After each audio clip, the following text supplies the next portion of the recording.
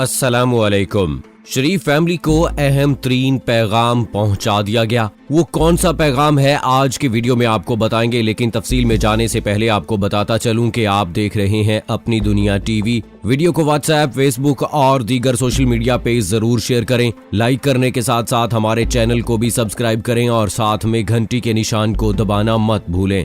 Comment box में पाकिस्तान जिंदाबाद, पाक फौज जिंदाबाद, ISI के गुमनाम हीरोज को सलाम और कश्मीर बनेगा पाकिस्तान का नारा जरूर कमेंट कीजिएगा।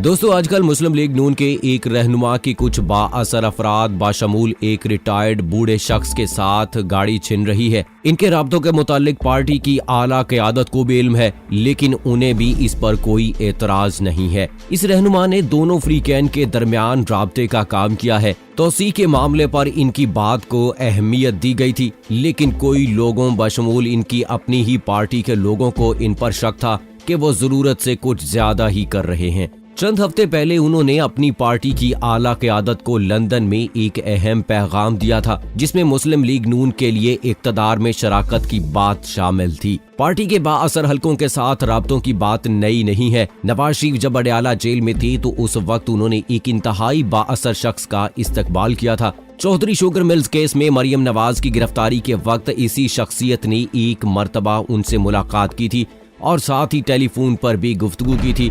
ताहम इन राब्तों के बावजूद शरीफ फैमिली के फायदे के लिए कुछ नहीं हुआ। लेकिन अब हालात तब्दील हो रहे हैं, क्योंकि शरीफ फैमिली की सोच भी बदल चुकी है। कहा जाता है कि शरीफ खानदान की अव्वलीन तरजीह इस वक्त ये है कि असल कुव्वतों के साथ खराब ताल्लुकात को दुरुस्त किया जाए। नून लीग के जराए का दस्ती के अपने गुज़श्ता चंद बरसों के मौक़िफ़ से मुकम्मल यू टर्न ले लिया है। नवाज शरीफ और मरियम नवाज दोनों मीडिया की रसाई में नहीं है, लेकिन नून लीग के दीगर रहनुमा खुलकर या निजी महफिलों में जो कुछ कह रहे हैं वो ऐसा है जिस पर कोई कायल नहीं हो सकता। कुछ रहनुमा निजी तौर पर इस सूरत हाल की पूरी जिम्मेदारी इसी राब्ता कराने वाले शख्स पर डाल रहे हैं, लेकिन कुछ ऐसे भी हैं जो ये मानने के लिए तैयार नहीं कि जो नून लीग ने हालिया दिनों में जो कुछ भी किया है वो नवाज शरीफ की मर्जी के बगैर हुआ है। इस बात की भी कोई वजाहत सामने नहीं आ रही कि नवाज शरीफ और मरियम नवाज क्यों खामोश हैं। अगर उनकी गलत नुमाइंदगी की गई है, सियासत और मीडिया में कई लोगों को शक है कि नून लीग की हालिया कलाबाजी किसी मुमकिना रियायत की वजह से है। लीगी रहनुमाओं में इससे अक्सर को ये आइडिया नहीं कि नून लीग को इक़्तिदार में हिस्सा मिलेगा, या फिर शरीफ फैमिली को कोई ऐसी यकीन दहानी करवाई गई है कि उन्हें और इनके जेलों में कैद रहनुमाओं को कोई मुस्तकिल रिलीफ मिलेगा या नहीं। पार्टी के यू टर्न के हवाले से शरीफ फैमिली में कोई बात नहीं कही गई, लेकिन बाकी लोग भी इस अमल के मुतालिक कोई काबिल कबूल वजाहत पेश नहीं कर पाए, जिसने पार्टी को सख्त नुकसान पहुंचाया है। शरीफ खानदान से कुर्बत रखने वाले एक नून लीगी रहनुमा ने दी न्यूज को नाम जाहिर ना करने की शर्त पर बताया कि वो एक ऐसे मौके पर अपनी मुश्किलात में इजाफा नहीं करना चाहते जब नवाज शरीफ को पहले ही सेहत के मसाइल दरपेश हैं। जराए ने कहा कि नून लीग की क़यादत इनके खिलाफ हालिया बरसों में दायर करदा मुकदमात खत्म करना चाहेगी। नवाज शरीफ और मरियम नवाज को सजा मिल चुकी है। शहबाज शरीफ नैब के दायर करदा करप्शन केसेस में जमानत पर रहा है। नवाज शरीफ के दोनों बेटों को मफरूर करार दिया जा चुका है। शहबाज शरीफ के बड़े साहबजादे नैब के दायर करदा करप्शन केस में जेल में है, जबकि इनके छोटे बेटे सुलेमान लंदन में हैं और नैब को मतलूब हैं। नवाज शरीफ के दामाद भी मुजरिम करार दिया गया था, लेकिन वो भी जमानत पर हैं, जबकि शहबाज शरीफ के एक दामाद पाकिस्तान से बाहर हैं और वो नैब के लिए मफरूर हैं। नवाज और शहबाज के मरहूम भाई अब्बास शरीफ के साहबजादे भी नैब करप्शन केस में जुडिशल हिरासत में हैं। शरीफ फैमिली के अलावा नून लीग के शाहिद खाकान आबासी, ख्वाजा साद रफीक और उनके भाई एहसन इकबाल वगैरह जैसे रहनुमा भी जेल में है और नैब इंक्वायरीज और केसेस का सामना कर रहे हैं। राना सनाउल्लाह को हाल ही में ANF के हीरोइन स्मगलिंग केस में जमानत मिली है, जबकि मिफ्ता इस्माइल को भी नैब के केस में अदालत से यही रिलीफ मिला है। ख्वाजा आसिफ और जावेद लतीफ जैसे रहनुमा भी हैं जिनके किसी भी वक्त गिरफ्तारी का अंदेशा है। नून लीग के अहम रहनुमाओं के साथ होने वाली पसे मंजर की बातचीत से मालूम होता है कि पार्टी के दूसरी सतह के रहनुमाओं को भी अंदाजा नहीं कि नवाज शरीफ ने अपने साबका मौक़िफ़ से क्यों पसपाई इख्तियार की। ख्वाजा आसिफ को शरीफ फैमिली के मौक़िफ़ और फैसले का दिफा करते देखा गया और उन्होंने हवाला दिया कि खानदान को हालिया बरसों में कितनी मुश्किलात का सामना करना पड़ा है।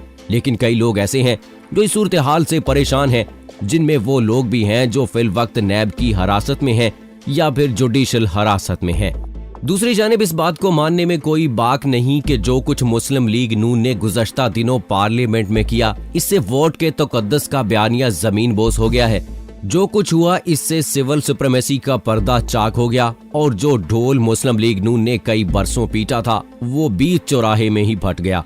इस तारीखी यू टर्न के बाद मुस्लिम लीग नून के वर्कर्स और कारकुनों ने जो क़यादत की दुर्गत बनाई है, उससे पता चलता है कि वोट को इज्जत देने का बयानिया अवाम के जहनों में तो सरायत कर गया है, लेकिन सियासी जमातें अभी इससे पूरी तरह मुत्तफिक नहीं हैं।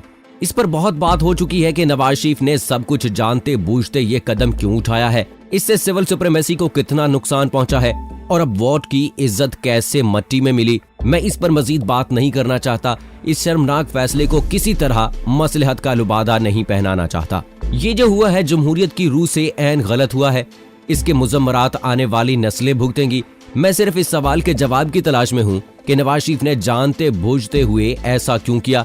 अब पार्टी कायदीन लाखों तावीलें पेश करें, लेकिन ये फैसला बहरहाल नवाज शरीफ का था और बाकी पार्टी भी इस पर सर तस्लीम खम करके चुपचाप बयानिए का जनाजा कंधों पर उठाए सिसक रही है। मैं अभी तक ये समझने से कासिर हूँ कि नवाज शरीफ ने ये फैसला क्यों किया। जो तावीलात पार्टी की आदत या तज्जिया कराम की तरफ से पेश की जा रही हैं, वो इस कदर बूदी हैं कि इन पर यकीन नहीं हो रहा। जो लोग ये कहते हैं कि नवाज शरीफ ने हुकूमत में हिस्सा लेने के लालच में ये डील कर ली है, वो बात इसलिए गलत है कि ये वक्त डील का नहीं था।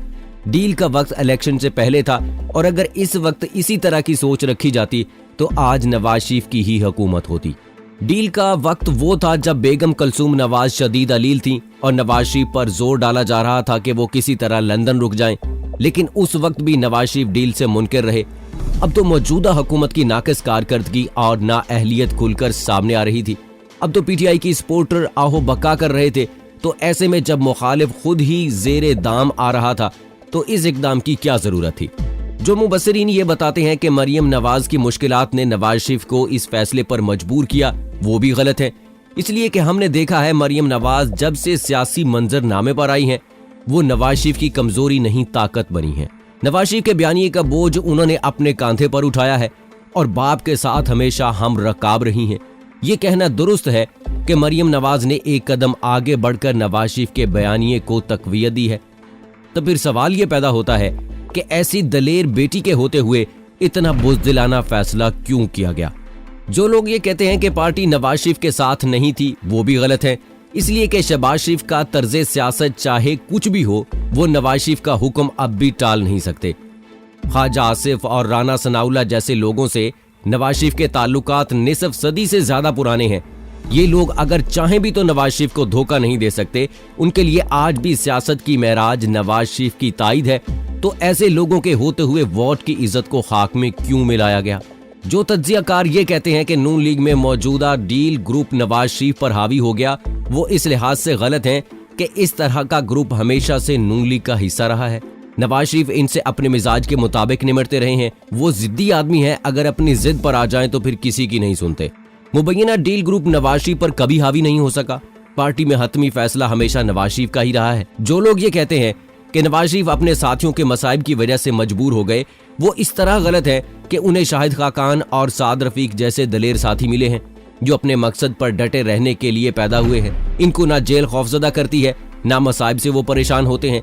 ये मुखलिस कारकुन नवाज शरीफ की ताकत तो बन सकते हैं मगर कमजोरी नहीं। ये तज्जिया भी गलत है। नवाज शरीफ को कारकुनों के रद्द-ए-अमल का अंदाजा नहीं था और वो उसे 99 वाली जमात समझ रहे थे। ये बात इसलिए गलत है कि नवाज शरीफ ने खुद इस वोट को इज्जत दो के बयानिए का बीज रखा। वो पुराने सियासतदान हैं, उन्हें अवामी रद्द-ए-अमल का बहुत अच्छी तरह अंदाजा था। वो अपने कारकुनों की नब्ज पर हाथ रखने का हुनर जानते हैं। तो फिर जानते बूझते हुए उन्होंने अपने कारकुनों को मायूस क्यों किया। अपने बयानिए के सुनहरी फसल को खुद ही क्यों आग लगा दी। मेरे पास इन सवालों के जवाब नहीं है। कोई भी शख्स नवाज शरीफ को इस मौजूदा मंतक को नहीं समझ पाया। लेकिन बात को एक मफरूजे पर खत्म करता हूँ। फर्ज करें अगर हम साल जून के इख्तिताम तक मुल्क में साफ शफाफ और मुनसिफाना री इलेक्शन हो, इंतखाबी तरामीम हो, एक मुंतखब हुकूमत बरसरे इक्तदार आए, हालिया नाअहल हुकूमत से निजात मिले, मौजूदा मुआशी बदहाली से हम निकलें, लोगों के लिए रोजगार के मौके पैदा हों, गवर्नेंस में बेहतरी हो, तरक्याती मंसूबे शुरू हों, बिजली, गैस और पेट्रोल के निर्ख कम हों, डॉलर की कीमत में कमी आए, कारोबार के मौके पैदा हों और कारोबारी हजरात का एतमाद बहाल हो, स्टॉक मार्केट मुस्तहकम हो, कारोबारी हुकूमत सुकून से चले, बैनुल अक़वामी सतह पर होने वाली हजीमत का सिलसिला खत्म हो, इंतकाम की सियासत का खात्मा हो, तो क्या इन इक़दामात से जमहूरियत को पहुंचने वाले नुकसान की तलाफी हो सकती है? क्या ये सौदा महंगा है? आखिर में ये कह देना काफी है कि अगर ये मफरूजा जात हकीकत बन गए तो यकीन मानिए इस डील में सारा नुकसान नवाज शरीफ को और सारा फायदा पाकिस्तान को हुआ है। दोस्तों, इस हवाले से आप क्या कहते हैं? आप अपनी राय का इजहार कमेंट बॉक्स में जरूर कीजिएगा। मुझे आपकी राय का इंतजार रहेगा। अगली वीडियो तक इजाजत दीजिए। फी अमानिल्लाह।